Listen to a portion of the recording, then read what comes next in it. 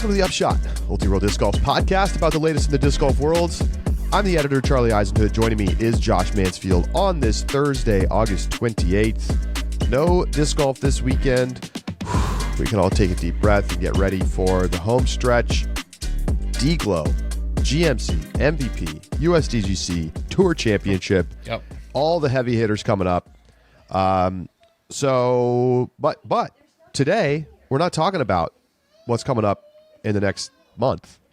We're talking about what's coming up in the next year and change, because the 2026 DGPT schedule has been released.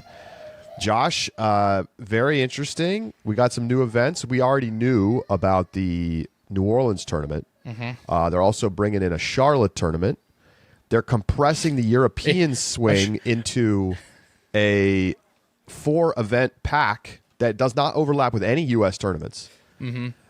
So some not massively different, but some notable changes. A Charlotte tournament. They're bringing back Hornets Nest. Hey. Fair enough. Let's go. Let's go. We do get Charlotte for match play this year. Yeah, that's true. That is true. I meant specifically Hornets Nest. Right. Quit burying the lead, Charlie. Come on. Sorry. Lots of exciting changes. I'm super excited to talk to Jeff.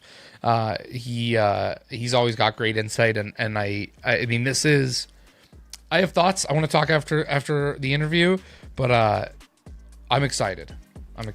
Let's go right into our interview with DGPT CEO Jeff Spring. And when we're done with the interview, we will talk more about our thoughts on the schedule.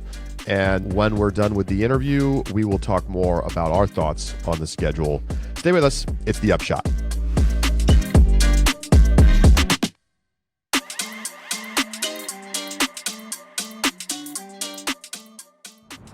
The Upshot is presented by Pound Disc Golf, makers of the best bags in the sport.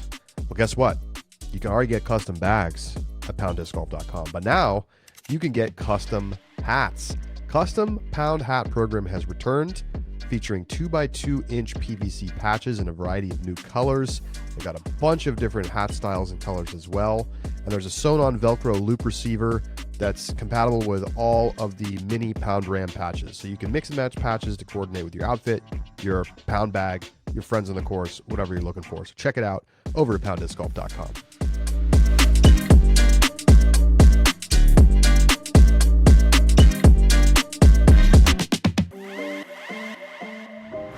Joining us now on the Upshot is the CEO of the Disc Golf Pro Tour, Jeff Spring. Jeff, welcome back. Feels like it's been a while since we've had you on. Yeah, I think it's been since maybe preseason, but it's great to be back with you guys. Thanks for having me. So, of course, big news this week. Pro Tour announcing the 2026 Elite Series schedule and kind of the structure of the tour next year. Before we dive into the details, I'd just love to hear kind of like when you kind of big picture think about how you want the schedule to look, how do you envision it? I guess the question is kind of like, do you want to have disc golf every week? Do you want to spread things out more? We just had Paul on the show this week, and he was expressing that he was shocked he'd only played 15 events, and it felt like it had been a really long season. So I'm just really curious about kind of like big picture, like what you think about the schedule. Yeah, that's a great question.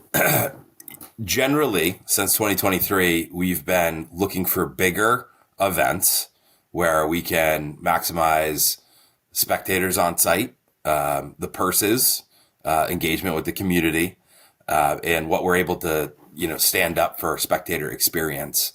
So those are bigger lifts. And if you look at some of the kind of peaks that the events are getting to, Worlds notably this year, but also some Disc Golf Pro Tour events with more infrastructure, more spectating, more to do on site.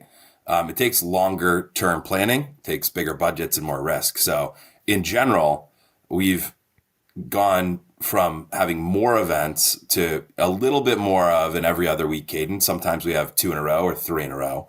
But when we're thinking about our team and the players, especially those van lifers on the road, having the right cadence and also the right reward for everyone's effort is important. So structurally, we've wanted to go from the West Coast to the Midwest, East Coast, and Europe, right? So 4 different zones here, and make sure that we have some great events, some flagship events, but make sure that our resources are focused on making those events grow in their, end results. So jumping into then the specifics of this year's or next year's schedule, we start. I mean, I guess we can just go section by section. In terms of adding what you now have for what the graphic, which we can put up on the screen here, Bayous to the Blue Ridge, Supreme Flight Open, Big Easy Open, which we talked about before in Louisiana, followed by Queen City Classic, Champions Cup. Big Easy Open, Queen City Classic, both new events. What was the process of getting those onto the tour, as part of this year's season? Yeah, the Big Easy Open is a brand new event for the Disc Golf Pro Tour, and it's being held at Parc des Familles. It's the number 1 course in the state. It's a John Houck design, and he's gone back already. I visited several months ago, and he's already gone back and put 4 new holes in and changed the course. And, he's got some great insight in our announcement for fans to read, comparing the layout to W.R. Jackson-esque. So we're excited about that. But the process really involved the New Orleans, greater New Orleans area, specifically Jefferson Parish. And they have a Visit Jefferson Parish division, marketing organization. And they were really invested in bringing the tour to show off kind of some of their investment in disc golf, which is Parc des Familles. So they have great long-term plans there. They're huge supporters, basically just getting yeses in this tournament planning cycle. And, it's just a fantastic collaboration between Visit Jefferson Parish, the New Orleans Disc Golf Club, Houck Design, and the Disc Golf Pro Tour. So it's really come together over, basically the last, 6 to 9 months. I think the most interesting thing about this season's schedule is how different the European swing looks. Historically is a strong word to use because we're talking about a couple of years since the Pro Tour has really involved itself in the European side of things. We've had kind of like this back and forth flow where we'll have a European event, then a US event, then a European event on separate weekends, but really designed for different players for the most part. I mean, you have some road warriors like Ezra Aderhold who are maybe making the trek back and forth, but for the most part, players are playing in Europe or they're playing in the States until we hit kind of the core European swing. But now the European swing is condensed into a single chunk, Swedish Open, Ale Open, Heinola Open, following the European Disc Golf Festival on June 18th to 21st as the European major for this year. So what is the driving factor in condensing this into the Elite Series side of Europe anyway, into this one chunk? And, why did you move away from what we've seen the past 2 seasons? The main thrust there is keeping the Pro Tour field together. So we have tour card players, and over the last 2 years, we've seen basically an opportunity that we put in front of the players to split the field and play events, generally either on the West Coast or in Europe. So some folks, may have gone to Europe this year for Konapiche Day in Ale, or gone, to the Northwest Disc Golf Championship. And I think Des Moines was in there, or Preserve, and make some decisions there. We feel like that wasn't necessarily serving the players, the event teams, or the fans. The field didn't split as cleanly and evenly as we thought it may. I think all those events delivered great performances and had, top tier players. But we definitely heard from fans that, we want to see everybody in it. And the stakes get higher when every single player in the world that is, in the top 100, top 50, is on the course playing for something that really matters. And kind of harkens back to the first question we were talking about of, we want these events to, really be peaks. lot of big efforts, and the event teams put in a lot of resources to make them happen. So that kind of leaves us with, when we, go to Europe, we're going to go there for a stint instead of going back and forth. The travel is certainly, it can be expensive. So the question is, how long is that stint, and what tournaments in the U.S. are going to be on tour, what tournaments in Europe. In Europe this year, a lot of tournaments decided to take a year off, and certainly this is a theme throughout our tour, but in Europe specifically, I think a lot of them are reloading. There are a lot of tournaments running this year, but I know from PCS to Krokel to Konopiste, even the European Open team that just ran Worlds, and more, Turku are saying, hey, we're going to take a longing planning cycle, which is really how I see it. And I think most of the event teams look at it as, hey, we're planning for 2 years, not just 1 year, to try to reach higher highs. And that's really a driving factor in the length, but also the structure of the PDGA majors. If you look at US Women's in Salt Lake, it's in the middle of July. And so we're either going before or after. The EDGF team, who's running the European major, wanted that to be before. So they went actually a little earlier. So when you look at the structure there, if we go over for the EDGF, the question is, can we get over there before the EDGF, or can we, because we have to come back for US Women's. So kind of framed it up for us. It definitely aligned with the amount of events that we're looking to run at the Elite Series level in Europe. And, we're excited for the Swedish Open to return, for Ale to have a prime spot, and for Heinola to evolve from a silver event to an Elite Series event, which is the number 3 course in the world per UDisc. So we're excited for a great swing there, but that's the structural answer. I want to follow up. Just, are you concerned about how many, I reading the article, I mean, it kind of explicitly talked about the fact that, like, you weren't getting as many bids for European Elite Series, and people are taking the breaks, as you mentioned. Is that concerning? I mean, are there problems with, like, the profitability of these events? It is. I have to say, it is a little. While I love the structure of one chunk of Europe, kind of not diluted by split tours, it does feel a little bit like a letdown after what an amazing European year this was, with the Worlds over there and just all the success that we've seen in Europe. And then, like, all these, like, super strong events are not on the tour. So I'm just, are you worried at all about that? And, like, what does the future of European DGPT look like? I'm not worried. I think that it is a challenge to run a Disc Golf Pro Tour Elite Series event or a major. And I think that the European teams are being prudent and thinking longer term. So I don't think any of those events are going away. I think that we're going to be, kind of structurally strategic on how events come back in and cycle through.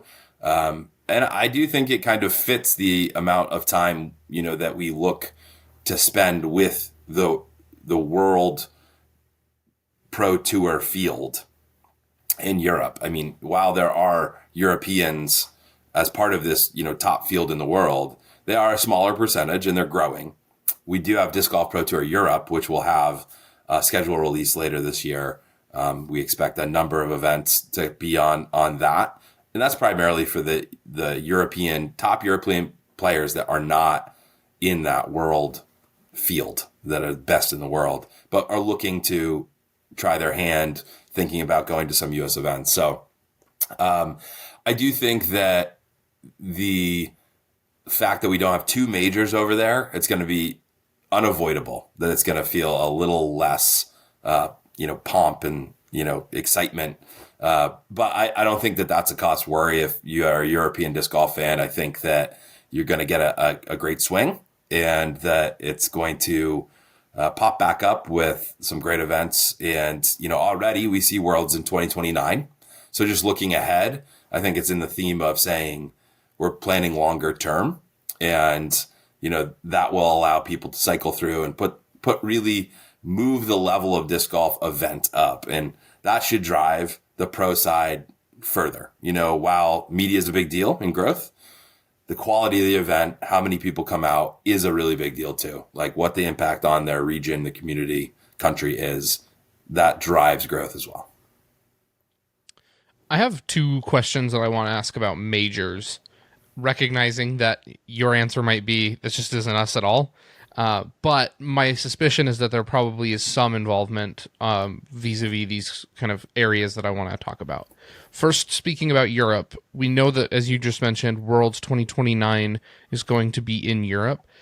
Is there an indication of a team that plans on trying to bid for the European Open slot or whatever that, European major would be in conjunction with the 2029 Worlds?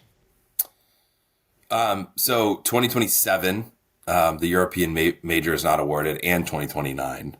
And I believe that we're expecting a bid process to go out for both of those. And I know that there are several teams that are looking to fill those gaps there. And that's a PDGA process, but we are, kind of consulting with them on that. So Sure.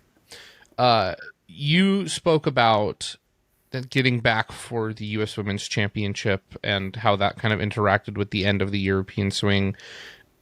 When the timing of the majors are selected and bids are awarded, to what extent does the Pro Tour have involvement in saying, actually, Salt Lake in July is really hard, we'd really prefer it, in August? I'm not saying you do for that specific one, but hypothetically, if you said, Salt Lake would be much easier for us later in the season, is that something that the PGA takes into consideration when awarding bids? Yeah, we have increasing dialogue. I helped grade the major bids last year and will do so again. And they have a, major team that will look at the bids and then confer with us on dates. We don't have the final decision, but we give our input.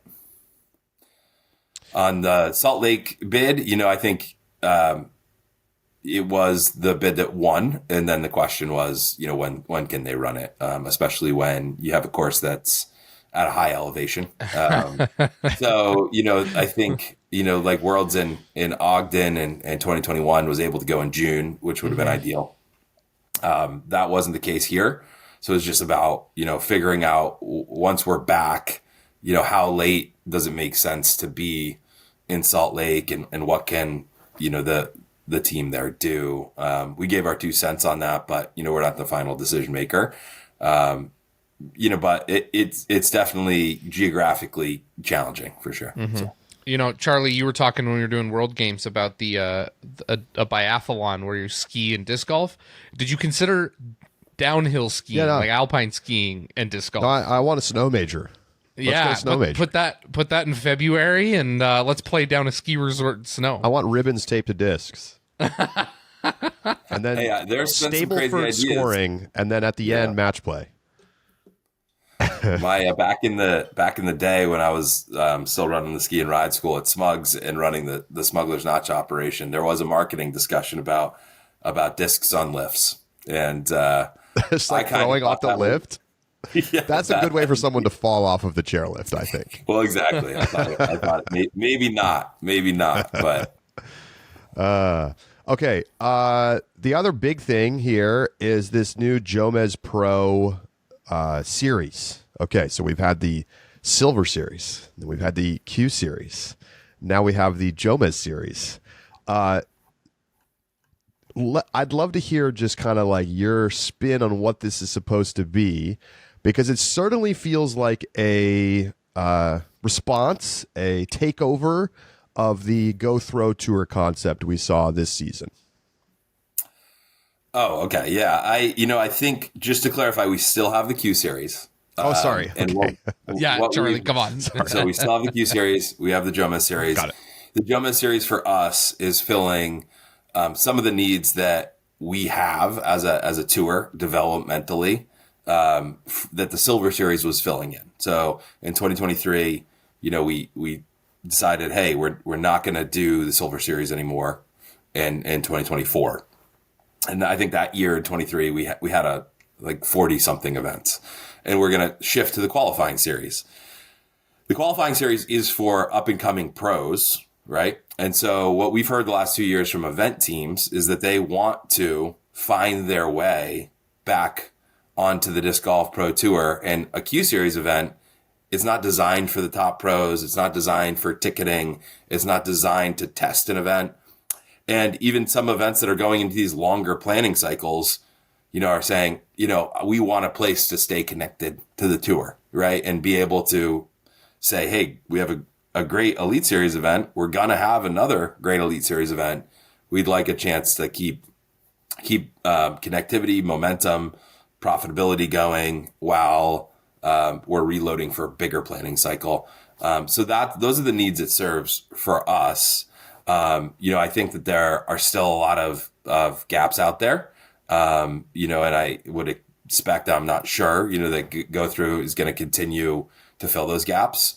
So I don't want to speak for him, but, Go Through works, regularly, consistently as camera ops for us. Bobby, Chris, Gabe, their team is kind of integrated in a lot of ways.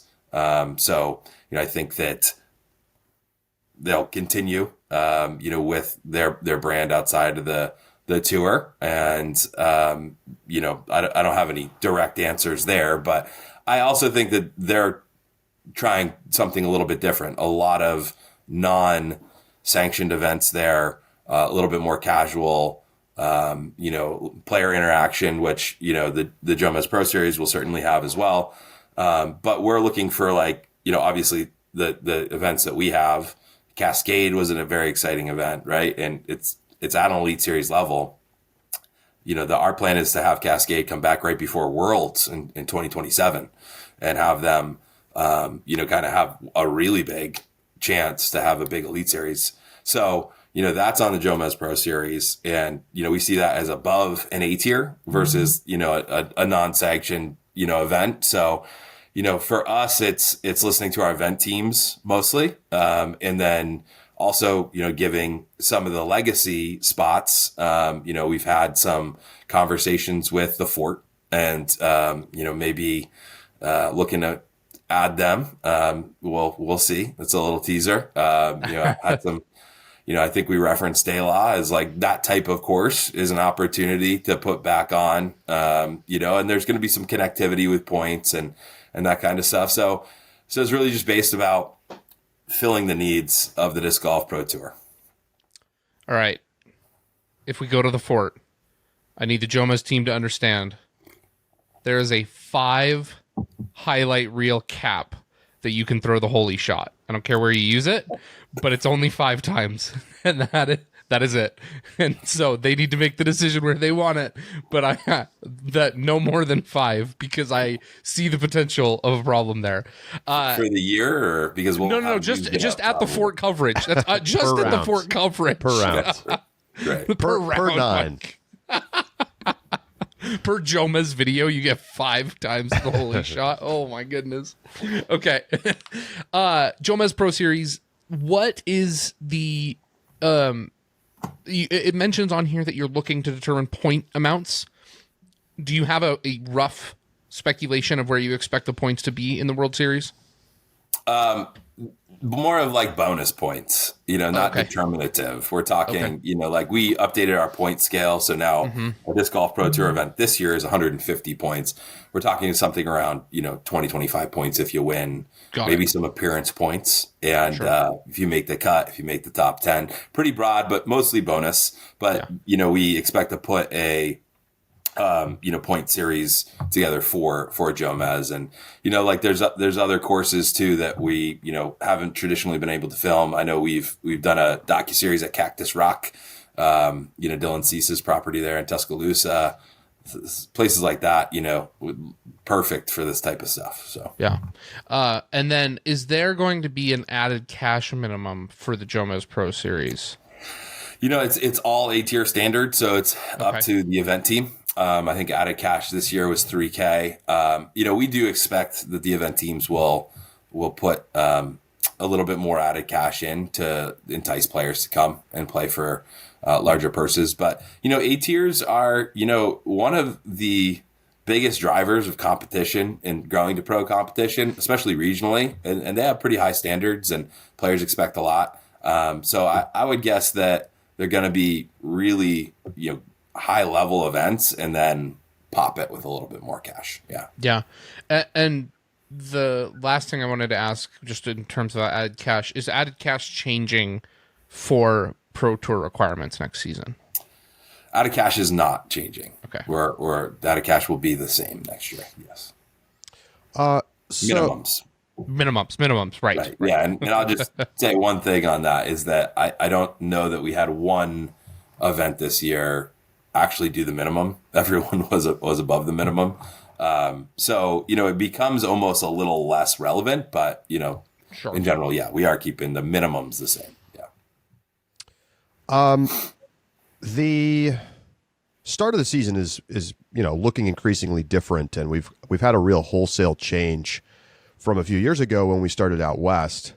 Now, obviously, SFO stays around, but now we have this new event in the Big Easy Open, and we have another new event, the Queen City Classic in Charlotte, and kind of a slower pace start to begin the year because we have off weeks between each of those first three events. I guess I should say each of the first four, because then we get on to Champions Cup up in Virginia. So, what's the plan there? I mean, we've had some folks in our Ulti World Disc Golf Discord complaining a little bit about the slow pace to begin the year. And, is it a driving distance thing? Is it just not finding quite enough events to fill those slots? Yeah. So going back to our discussion earlier about majors, the major in Virginia was set, before our schedule, and Champions Cup's going to be there in, basically what Worlds was last year, but just at New London Tech. Right. And that means, we don't want to necessarily get too far away geographically from being there in April.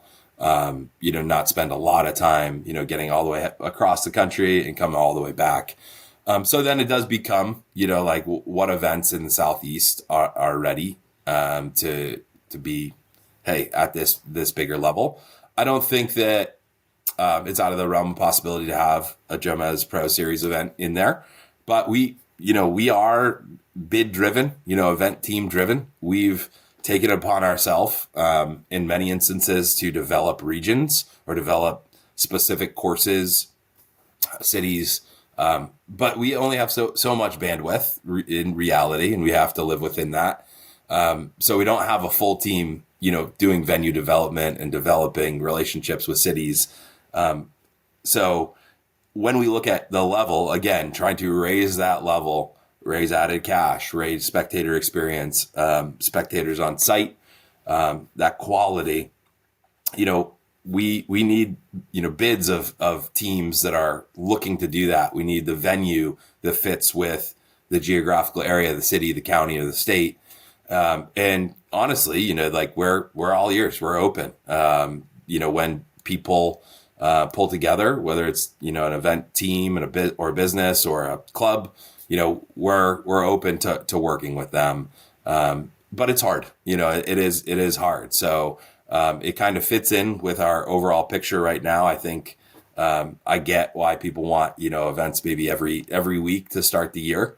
But the JomezPro Series certainly is part of that too, right? We can fill in some gaps, and then, test for bigger events. And as the tour continues to grow, I do think we're at a point where we may see, the cadence of events start, becoming a little bit more frequent, and the level of those DGPT Elite Series happening a little bit more often in years to come. Turning to the playoffs, are you anticipating any changes to playoff or DGPT formats from this season? Yeah, in short, there's some talks going on. We're not at the finish line, so I won't dive too deep into those. But I do expect a little bit of changes coming to the playoffs and in the Tour Championship in 27. Let's dive a little deep. We don't have to dive super deep. Say more about what is what are you hoping to change? Yeah, I think most of this is still in process. But what I would say is we're the concepts that I'm trying to push forward here are around rewarding the point series champions at a higher level, and scaling back starting strokes at the championship. I don't know where exactly we're going to land, but that's also some of the registration stuff for the playoffs we're going to look at a little bit. So that's your teaser. Great. I'll take it. We dove a little deep. Okay, so let's see. There's as usual, there's some event changes here and there. Waco dropping off the main tour to be a JomezPro stop. Jonesboro's back. Let's see. Cascade is going down to the Jomez level. And is that the primary changes? KC Wide Open is back. I think the other big change, Charlie, to note is less of new events, but the Discmania Challenge and Preserve Championship being moved to after the European swing, as opposed to kind of coinciding or being on the front end of it, is one of the biggest shakeups, which we talked a little bit about already. I guess I'm specifically curious about Waco more than anything else. I mean, Cascade's kind of been up and down as an event onto the main tour, but Waco's been a staple. Why is Waco moving down this year, and what's the future of that event look like? So we are looking at the Jomez Pro Series as a strong event class that we want really high-level events on. And as I've mentioned, we have longer planning cycles for some events. And I would anticipate, as you saw last year with JomezPro and DDO, Swedish Open events, taking an opportunity to have a longer planning cycle to try to grow and level up to an even higher level. So that's how I look at it. I think Waco's in that group, but also they have a very special relationship with Jomez. Jomez is from right down the road. When they hit 100,000 subscribers back in the day, they had 100,000K party. We're kind of kicking around. Are we having a 500K party this year when we go back to Waco? So we love the Waco team.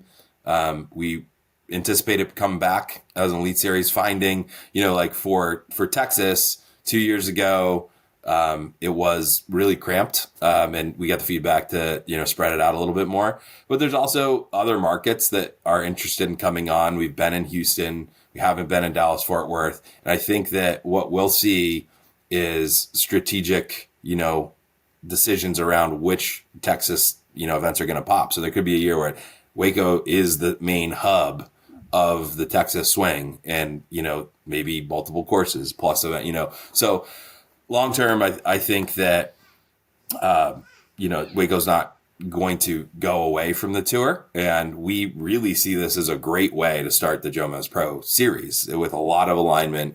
Jonathan's excited. There's even some back history, behind the scenes there around when the tour Jomez Series. So yeah, they were trying to do their own thing. That was exciting times. And then you're like, how about we buy you? I don't know if it was around Waco, but I do know that, back, it was like more 2019 that, it was, I commentated on Waco once with live when the tour was going through some changes. So, and that was when I think Macbeth shot 18 down and Jomez was there filming that. So there's a lot of high points there. And, I know that, that we're excited also, like, another event that you didn't mention, MCO in Nashville. That's an important event to us as well. We've worked with that team closely, over the years, and, we also will be coming back to Nashville. They're going through a course change, and we expect like the new course to be better than ever, a little bit different than Mill Ridge. They put a lot of work in there, but there's a long-term strategic plan for Metro Park in Nashville that's bringing some changes to that park. So. A little bit different than Mill Ridge. I'm sure it'll be a little bit different. Yes. It was a unique horse. Yeah. Who decided that Mill Ridge wasn't good enough? Them or you? Honestly, the park is expanding infrastructure. And so it's not an option whether or not it was their decision, our decision on feedback regarding the course.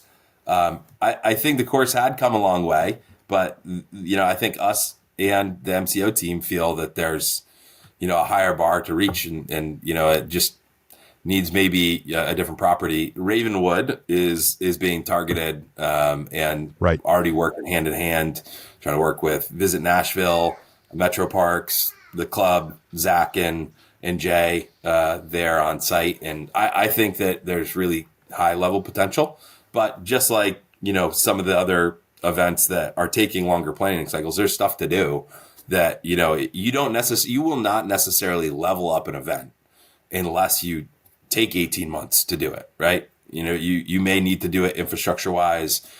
Also, Mill Ridge was temp, their team spent a lot of time putting in a temporary course every year. And we want our event teams to be focused on promotion and, community building, and actually running the spectator experience and growing that on site instead of, okay, we got to put a course together. And ideally we're going to courses that are permanent, that can be played year round, that are good for tourism year round, and that are in the top, 50 to 100 in the world. Speaking of courses that were affected by infrastructure to parks, I heard rumors while I was in Europe that the World Championships went so well that they were going back to the city to try, and the city was considering changing the plans at the Beast, which may, preserve the course. Have you been in discussions with I mean, obviously we know that they're taking the year off. Is there discussion of them being prepared to come back on tour next year?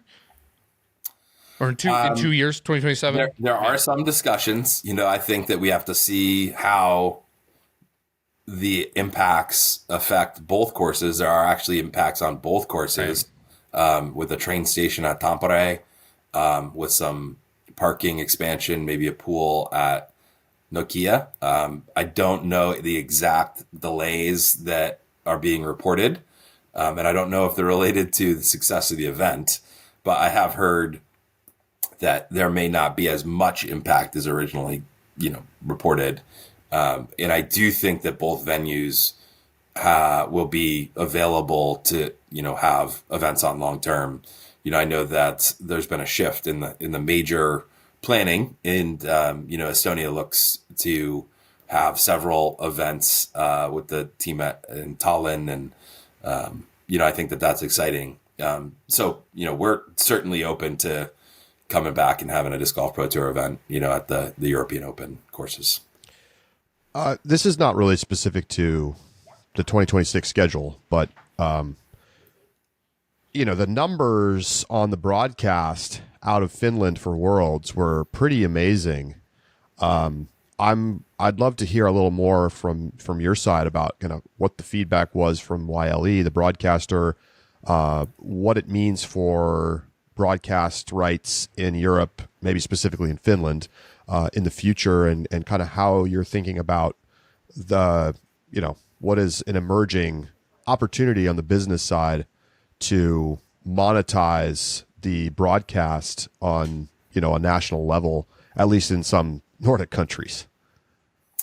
Yeah, the ULA or YLE is the public, broadcaster for Finland, funded by tax dollars, and definitely fueled a good portion of the 1.3 million viewers were reporting for live for that final day. And it was a great relationship. They're thrilled. They want to do more.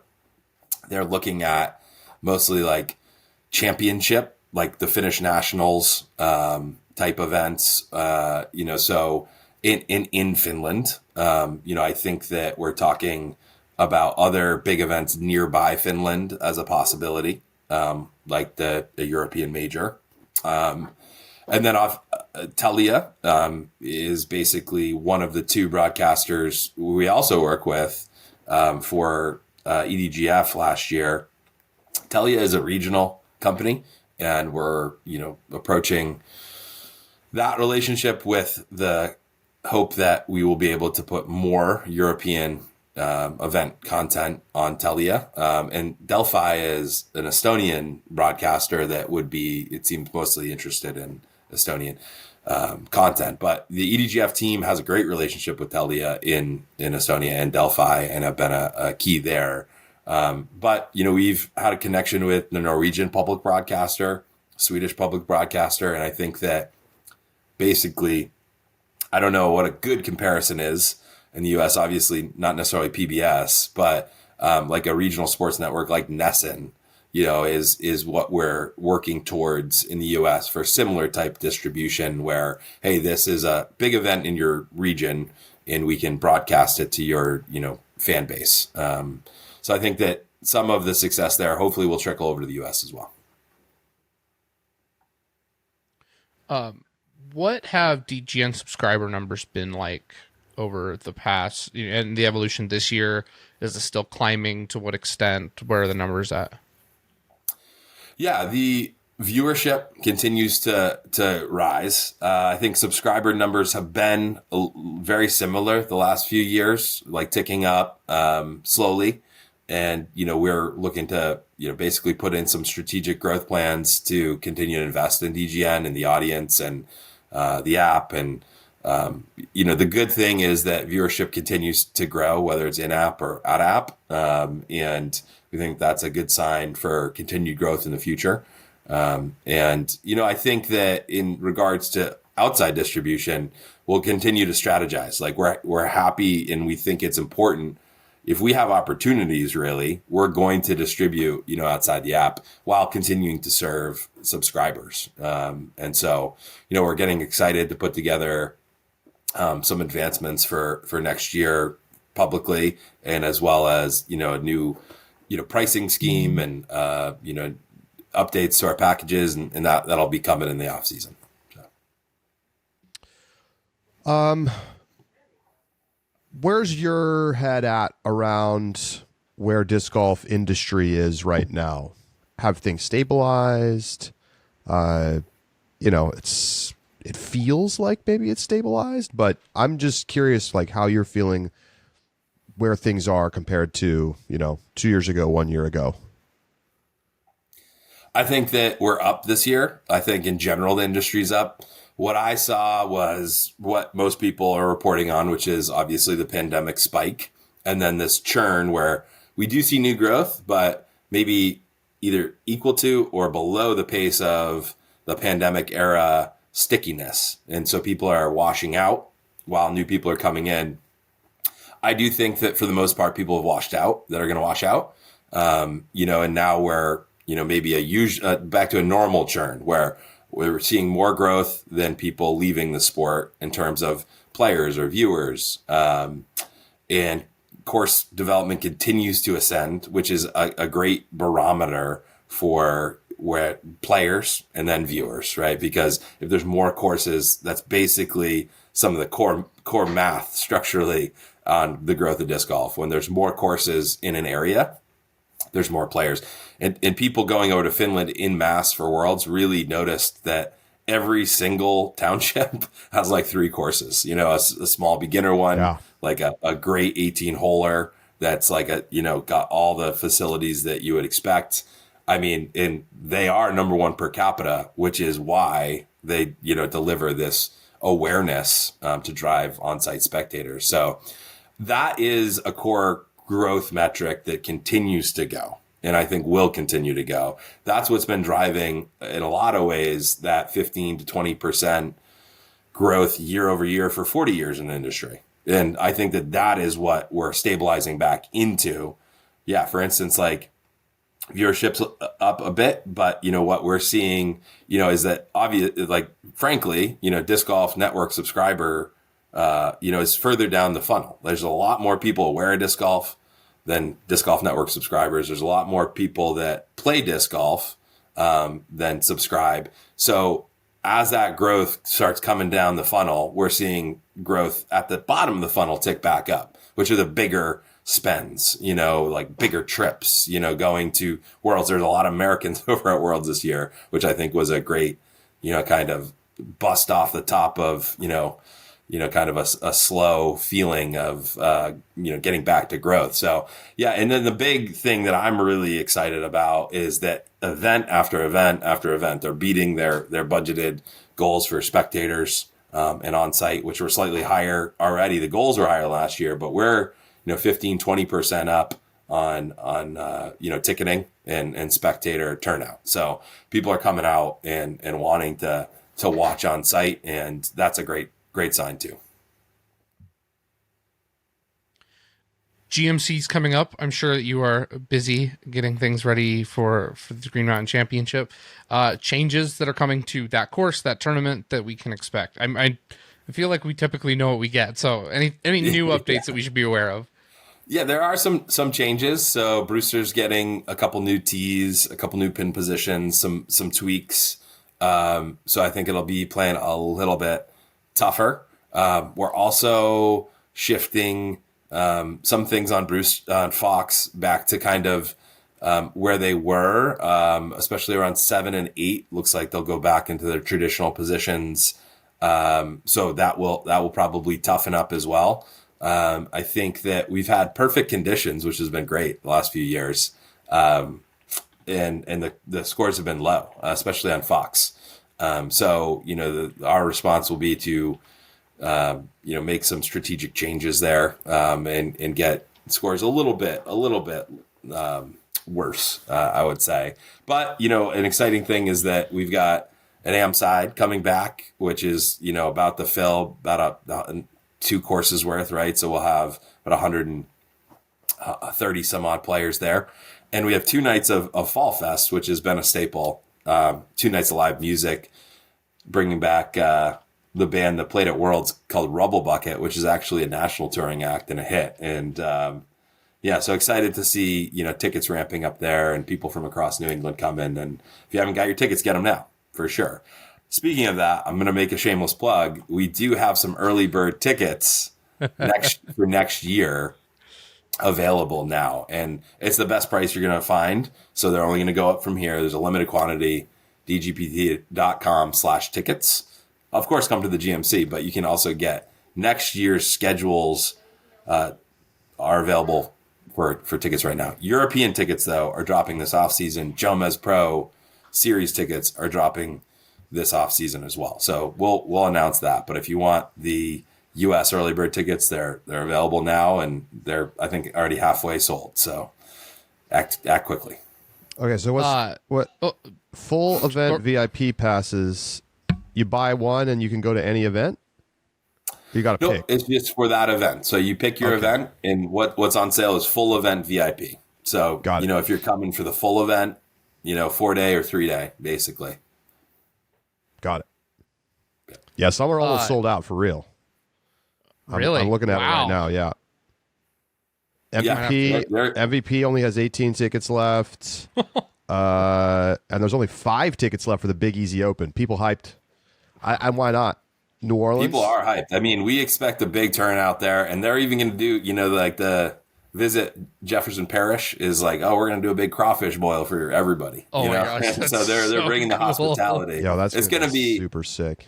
It's going to be super fun on site. Listen, yeah, I will only commentate if I can go to New Orleans. All right. I know I have no control over whether I have anything to do with any of it, but for that one event, go ahead, Josh. Sorry. Yeah, I have 2 follow-ups on GMC. First off, I know that you probably hear every year that hole 6 is too easy. Please don't listen to them. I love hole 6. I think it's so much fun. It's so like gut-wrenching when you miss it, and it happens. It does happen. Yeah. I love it. I love hole 6. So terrible. Please don't touch hole 6. It's I don't care. I don't care. No. You stop it, Charlie. You're with everybody else. You're with all the haters. Hole 6 is fun. Jeff, you said you're moving hole 7 like back to the like against the wall, like where it used to be. Yes, not all the way, but we picked a new spot. Yeah, and Brinster has been pushing for this. The co-designer there with me, and extending 8 into a par 4, and so that's underway. But yeah, the property line there, as I've mentioned in the past, we've had to put up a net, and there's some sensitivity with a neighbor. So it's too bad. I like getting that back out of that little pocket is one of the best changes that I think I've heard to a course ever in terms of going back. I loved it in the old position. So yeah, we did too. It was not like a choice sure that we relished, but we're also looking, it's just 1 week. Let's make a concerted effort to figure out how to make it work. Right. So.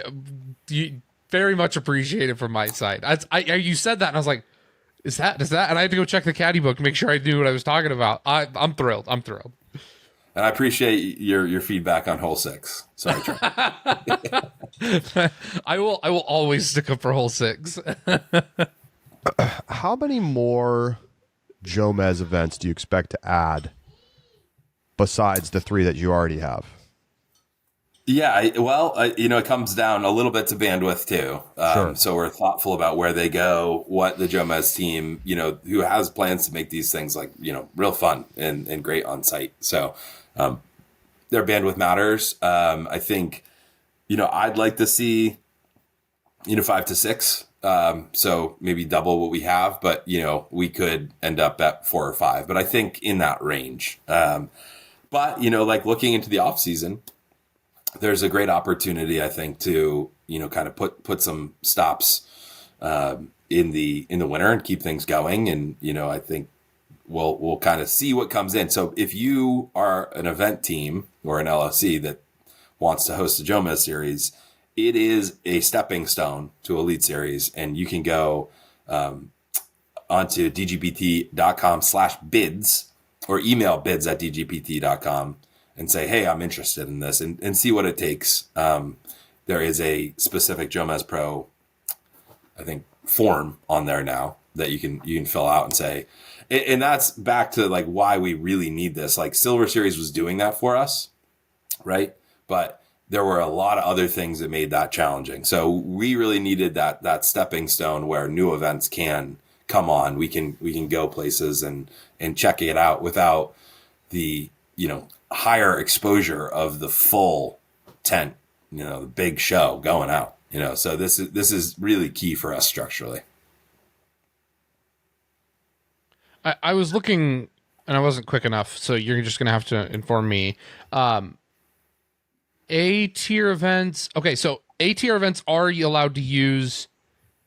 Okay. Are A tier events allowed to use, ratings based registration deadlines?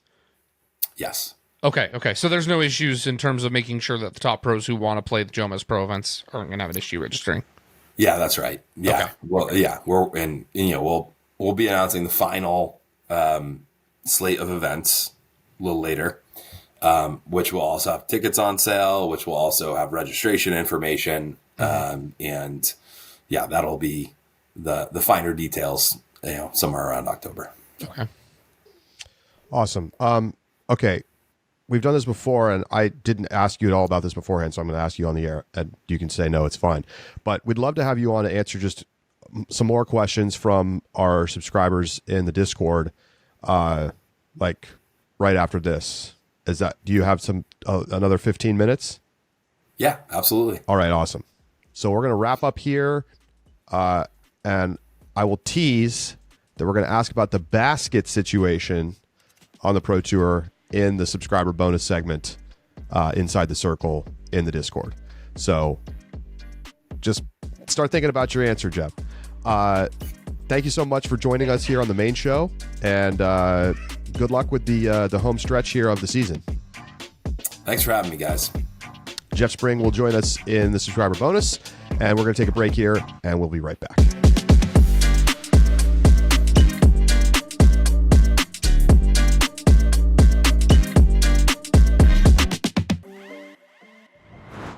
Welcome back to the Upshot.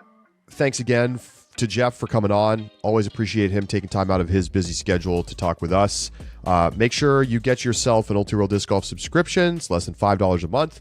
Check out our bonus conversation with Jeff that I said would take 15 minutes, and we probably went 30. So appreciate Jeff for his time. And Josh, let's jump in. What are your thoughts?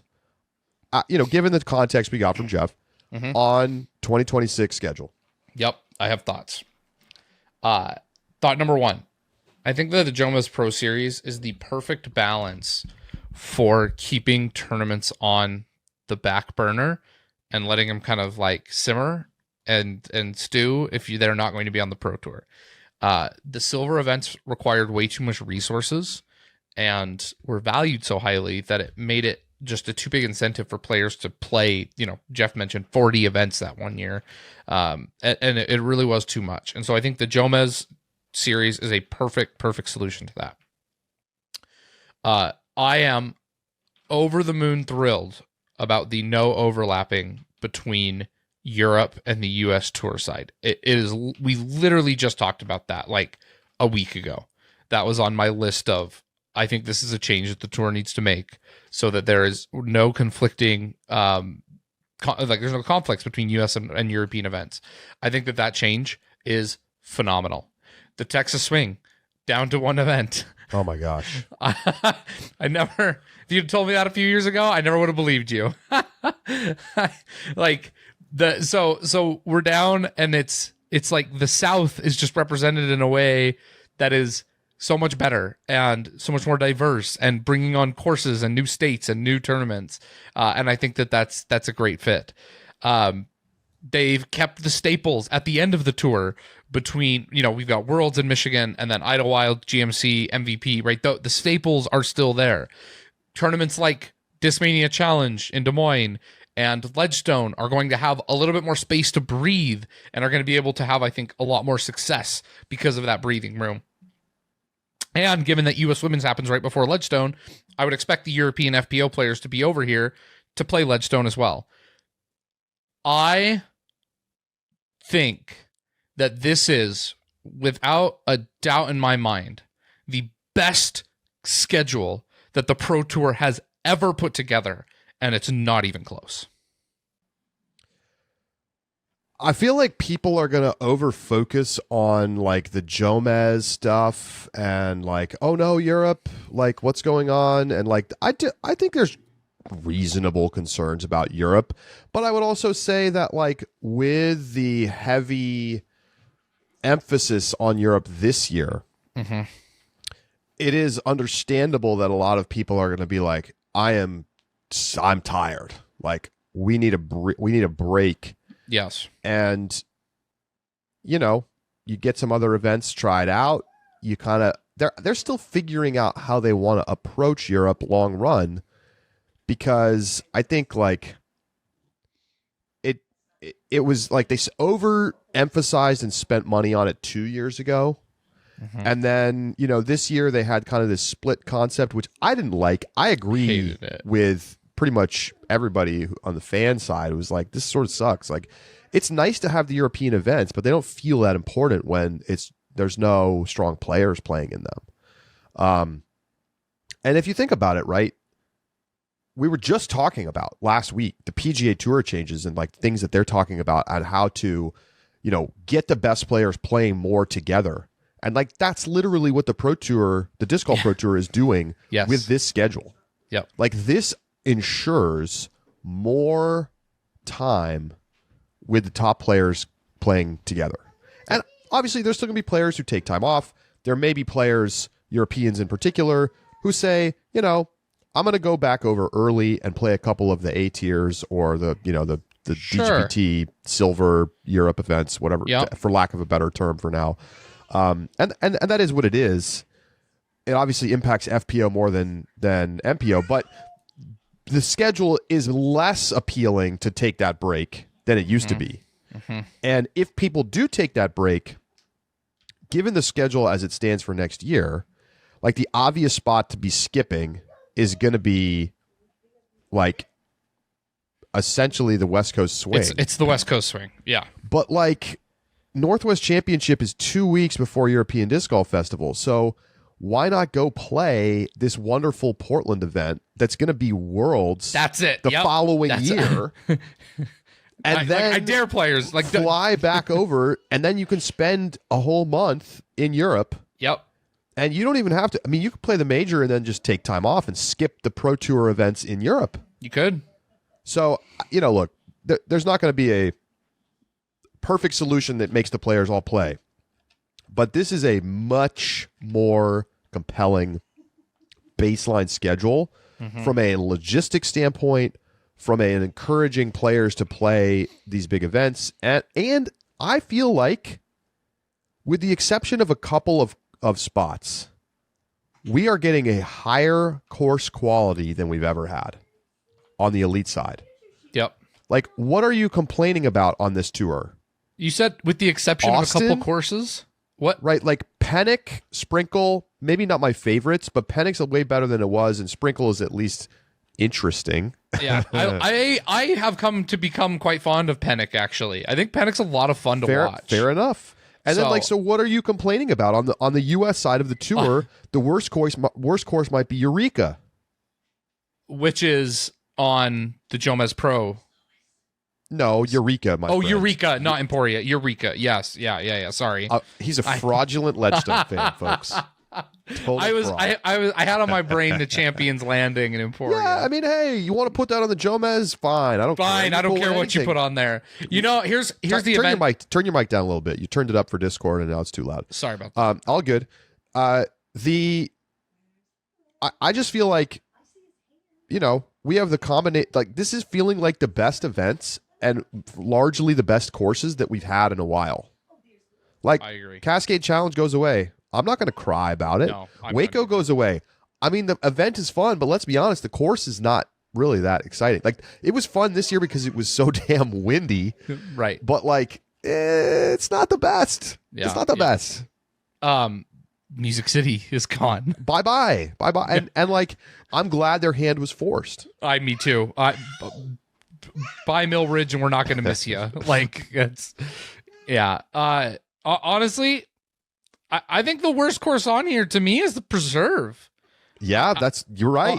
Right? Like that course. I agree. I get why it was put on the tour. I know players like it, but it's just, to me, it's not that high of a quality of course. I'm not going to cry when they move that tournament to Blue Ribbon Pines. Me neither. And so after that, I have no complaints. We'll see. I'm not hot on Sprinkle Valley, but I'm not going to be too upset because it's not a 3 days on Sprinkle Valley, but I really don't have a lot of complaints here. It's a great looking schedule. All right. I really think they knocked this one out of the park. Let's nitpick. Okay. Should we nitpick? Let's nitpick. Double Charlotte, double Virginia. Yes. But no, to be fair, we're not repeating courses. Nope. Because the Virginia stops are, for those who are just tuning in and trying to know what's going on, Champions Cup's playing New London, and then the Pro Tour Championship is just going to be at Ivy. Yes. Yep. Fair nitpick. They are separated by 6 months. Yes. And so I just don't think it's as big of a problem. It's definitely not as big of a problem as doing Charlotte 2 weekends in a row. And the problem is like, I think Hornet's Nest is good enough that it deserves to be on. Like, I love that it's back on the tour. And like, what are you going to do? Move away from Winthrop? And to be fair, right. And to be fair, Charlotte is the disc golf capital of the United States. Right. Yes. So don't have too big a problem. We'll see. I understand why the DGPT championship is in Ivy Hill. Maybe DGPT championship in Georgia or somewhere else in the South might be interesting. But let's be honest, we just Champions Cup is still figuring out what it's going to do. Champions Cup doesn't know what it is. Well, I mean, not really its fault. No, because if WR Jackson was still fully in the ground, we would just be playing in WR Jackson every April. Yes, and you are right. However, the beginning of that tournament's existence was its own fault, and that is fair. It's suffering from a little bit of both. That is very, very fair. Okay, I'll give you my other nitpick. Okay. This is actually, I think, my most significant nitpick. Open at Austin, OTB Open, Northwest Championship, all plus events, back to back to back. All four, not there's some breaks in the schedule, but they are running 3+ events simultaneous or consecutively on the tour schedule. And I think that helps establish weight elsewhere in the tournament or in the schedule when you have gaps from other important tournaments. So I got to be honest with you. I don't know or care what the plus distinction is. So fair. I know it means it's a 4-round tournament. 4-round tournament with 2 courses in most cases. Well, but not at OTB, right? Unless there's something we don't know. There's not. Yeah, not at OTB. But so look, to me, my general thought is plus events are the ones where they can really sell tickets. Sure. And I think that's why OTB is getting a plus distinction despite being on one course. And not the tour's best course. But they can sell tickets. It's the only tournament in California. And they sell a ton of discs. And I need them to add a California stop on the Jomez tour. I need them to,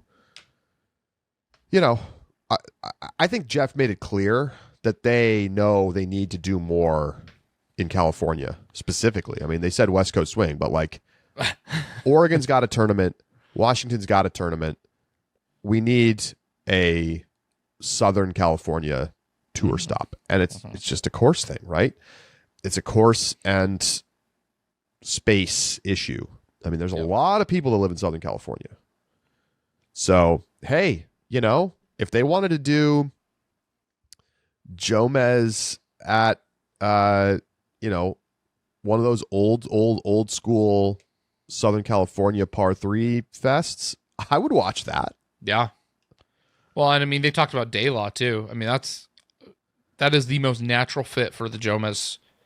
That's true, right? Any of those iconic. It's got to go to De La. It's got to go to De La. Yeah. Stadley's still not Southern California, but true. It is more populous than Stockton.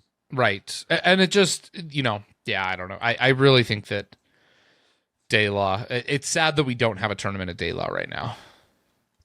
I have to say, I'm a little worried about what's the following this year. The European swing feels really underwhelming. And I like the scheduling aspect of it, but I'm not really fired up about, I don't know. It doesn't make a ton of sense to me. Why does Norway not get a tournament, but Swedish Open does? I guess just because no one wants to run a tournament. Yes. Here's the other problem, Charlie. I think these events are going to be better than you think. I think they feel a little underwhelming because these were some of the events that kind of got shafted by the dual weekends, and it was just kind of hard to get hyped, right? I really think that it's going to be better than people are giving it credit for. Listen, we just had 2 majors paired with a couple other amazing courses over the course of a month, a couple weeks. Yep. I think Jeff's right. Anything I don't care what you do, it's going to feel a little bit underwhelming this year. That's fair. After first year Worlds in Europe, but I maybe my concern is more about what is the future of European Open / Beast Monster. Sure. Longer run. Yeah, I think there is going to have to be a long-term question about what the plan for Europe is. Otherwise, though, I'm with you, Josh. I don't think I came in ready to sing the praises quite as much as you just did, but and there's some questions. How does that Big Easy Open look and feel? Does JomezPro feel like it's revived as an event? Because it was the course was starting to feel a little stale, and the amenities weren't really there. But I mean, they got the kick in the pants, right, by getting dropped. Mm-hmm. There are absolutely questions to be answered, but it just feels like this is so they're adapting to what we have said. and to the concerns that are Yeah. so clearly present that people have been raising. So I'm thrilled. And yeah, I mean, to me, there's like, it sounds like the other thing, players often complain about the breaks. As a fan, I like the breaks. I cannot watch an Elite Series every weekend. I will not. There will be times when I'm like, I'm out. I'm not going to watch this weekend. I can't give this a lower level event attention. They're removing that problem for the most part by solving it for both sides by creating this Jomez level event where it's like light media coverage for the diehards and the players who want to play every weekend in some cases. And I don't have to care. Like, we're probably not going to do rapid reacts after Jomez events. No. But, you know, for the ones that are really interesting and fun, I'll watch them. For the ones I don't care about as much, I'll skip it. And like, I feel no pressure to care. And like, it's just good for everybody, it feels like. Yep. I completely agree. It's looking good. I'm excited. I'm excited for next year. Me too. All right. That's going to wrap up our show. Don't miss our interview with Jeff in the sub bonus. And enjoy your weekend, everybody. It's Labor Day weekend. I hope you have a lovely end to your summer. I'll tell you what, Josh, I don't know how it is in Salt Lake right now, but it is spectacular in New York City right now. Still a tiny bit hot, but it's getting there. It's getting down. We're still in the 80s, but we've had 70s this week, which have been nice. So. We're like locked into 70s. Okay. I'm looking for hint low of fall. 70s. Oh, hint of fall. It's nice. Yeah, it's been a hot summer. Nice. I'm excited. All right. For Josh Mansfield, I'm Charlie Eisenhood signing off on this week of the Upshot. We'll see you next Tuesday as we start looking ahead to D-Glow. And I'm taking your mail, so send in your mailbag questions to upshot@ultiworld.com, and you might hear them answered on the pod. Josh, have a great weekend. You too.